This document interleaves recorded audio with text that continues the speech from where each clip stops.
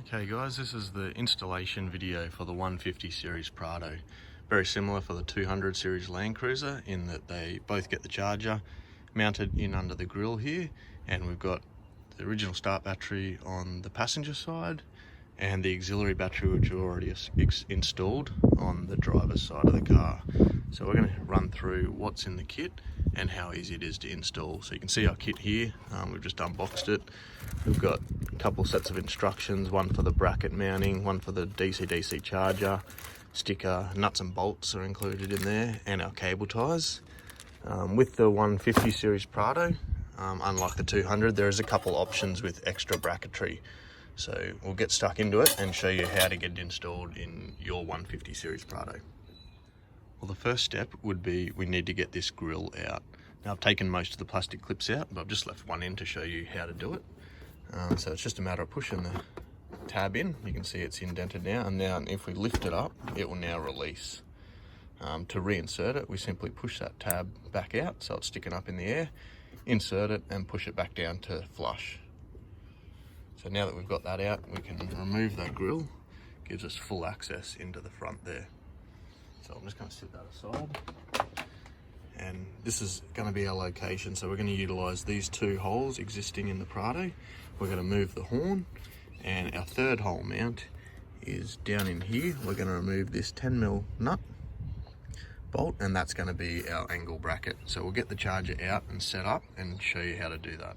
Okay, to set up our charger, we're going to take the nuts and bolts out of our kit. We'll discard the rest of the kit for the time being. We're going to take the two small 6mm with a nylock nut, so there should be two of them in your bag. And what we're going to do is we're going to install this bracket. We've already made sure that we have this model in this position here for our third hole mount. So we'll go ahead, put those nuts in.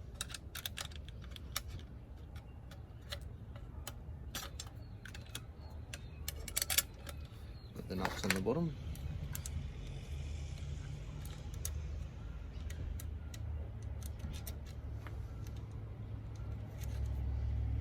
And we'll go ahead and do those up.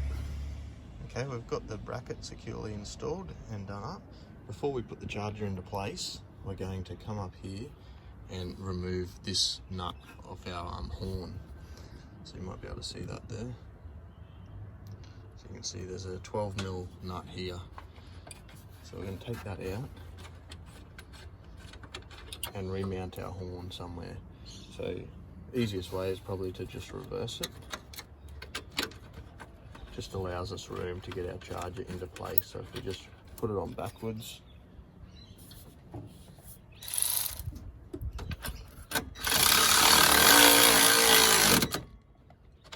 do that nut up, it's going to be out of the way. Now that we've done that, we can go ahead and sit our charger into position.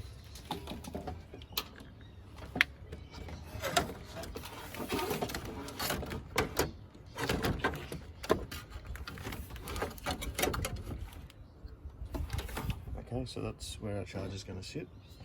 Before we put it into place though, we're going to undo that 10mm nut down in there that we showed earlier. So I'll just go ahead and remove that nut now. It'd be handy to have a long extension to get to this nut, so if you don't have a long extension, it might be actually easier to do it before you put the charger in with a spanner in there. Okay, so put that nut out. So while we've got that nut in our hand, we might start by just reinserting it. Should hold our charger in place. So I'll just show you what we're doing there.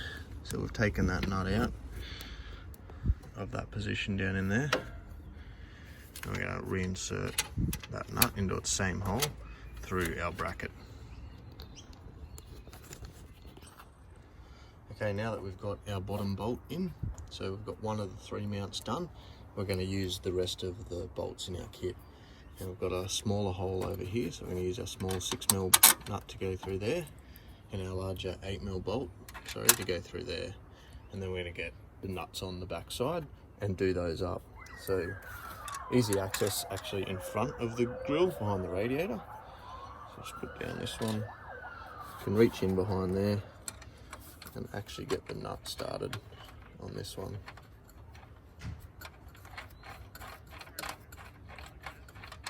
So there we go, we've got the nut started. We'll do the same for the 6mm here. And once we've got these all started, we'll go ahead and lock them into place by tightening up the bolts so we can hold the nut from under there and do up the bolt here. So I'll just go ahead and do that and we'll be back. Okay, our charger is now securely mounted, so all our nuts are done up. So the next thing is to start routing the battery cables.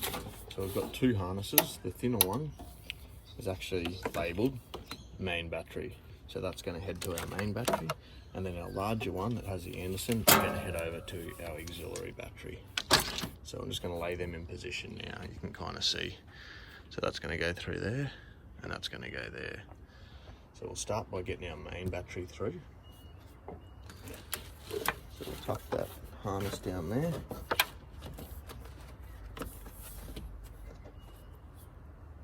Okay, so the main battery, the main route is down near that third hole mount, our bracket. I'll just come on the headlight side. You can see my finger through there. So that's where we're going to come through with the harness in behind the headlight here. And then we've got a big hole in behind the headlight there. Gets us into the engine bay, into the battery area. So you can just watch me do that, a little bit fiddly. So we'll find the end of our main battery harness. Thread that through that gap. You're ready, we're in behind the headlight. I'm going to pull the harness out.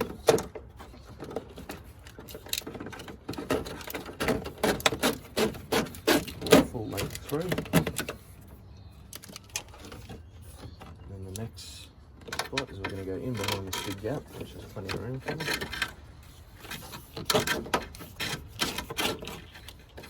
And that then gets us up to our main battery.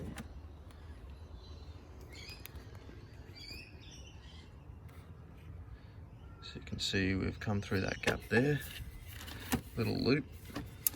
Don't have to loop it, you can put the whole thing through, like that. It's got us into there, up into the battery bay, and we're going to use the cable ties that are included in our kit here to secure the harness, which we'll run through later. But next we're going to get the auxiliary battery harness over to the driver's side. In a similar way, I'm going to grab the end of the harness, holding all the cables. We're going to go under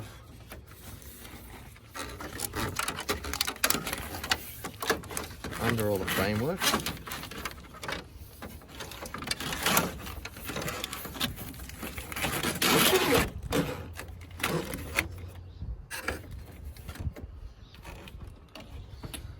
What we're going to do here is try and follow existing harnesses under there. So you can see there's a lot of electrical, so we're going to route our cable following these harnesses. Same thing through the little gap behind the headlight down there, gets us into the same hole.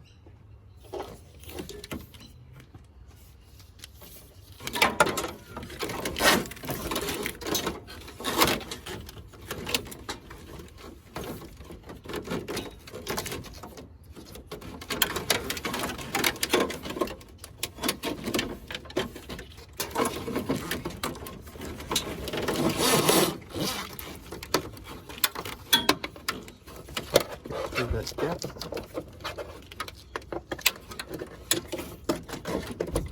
It's got our harness up behind the headlight, so now we just want our Anderson plug to follow, which is actually totally up to you. Some people like to keep the Anderson in the front grille, so you can mount it out the front so that you don't have to pop the bonnet.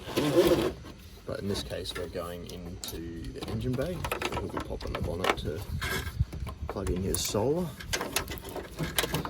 Now we're in behind the headlight. And we're getting both harnesses into the engine bay. That's why we've left a bit of length on the Anderson plug, and we've left it loose in the kit so that you can choose where you want to put it. Because it's mounted under the grille, it doesn't allow for the best access to plug straight in near the charger. So we've left a long lead on it. Then you can plug your solar blanket, solar panel straight into that Anderson plug. Okay, so basically we've got it routed. Cables are in there. We've come behind the headlight. We've gone under the plastic. We've followed the harness. And now we're going to go ahead and secure that harness. Okay, now that our charger's all installed, it's time to make the final connections on the battery. So we're just going to take off 12mm nuts here. So we've secured the harness in place, which we'll show you through at the end. Mounted our fuse holder on there, so just cable tied it to the battery hold down clamp. So it's just a matter of our negative going onto the negative terminal there.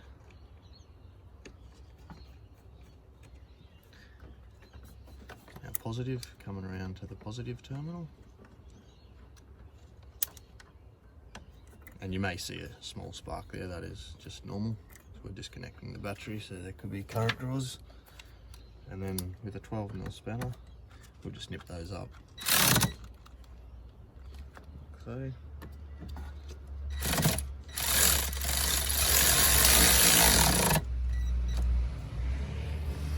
So that's our electrical connected to the main battery. Once we've done that, we'll come around to the auxiliary battery. Okay, now to make the connections on the auxiliary battery. So if we've just put a battery in, there's probably no wiring on the terminals. It's probably a blank canvas. So we just want to make sure, so this is our positive terminal on this side and negative there. So we want the black to go to the negative, the red to go to the positive. So we'll just go ahead. These nuts came with this battery. We'll connect them on. Making sure once again, negative to negative. Positive to positive.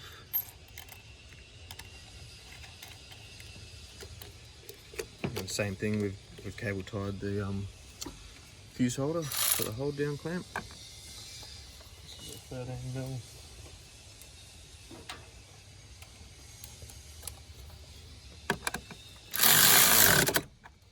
Matter of doing that up. So connections are all secure. So we'll just have a quick run through of what we've got here, how we've secured it.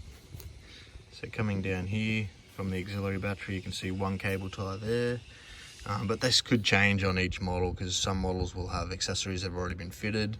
Different models will have cables running in different positions, but it's just important that we've followed existing cables, brackets, something that we can tie to, as you can see down there, and that we've avoided any of these AC lines, so we don't want our harness to be touching them. So we just wanted it away from anything that it could rub on.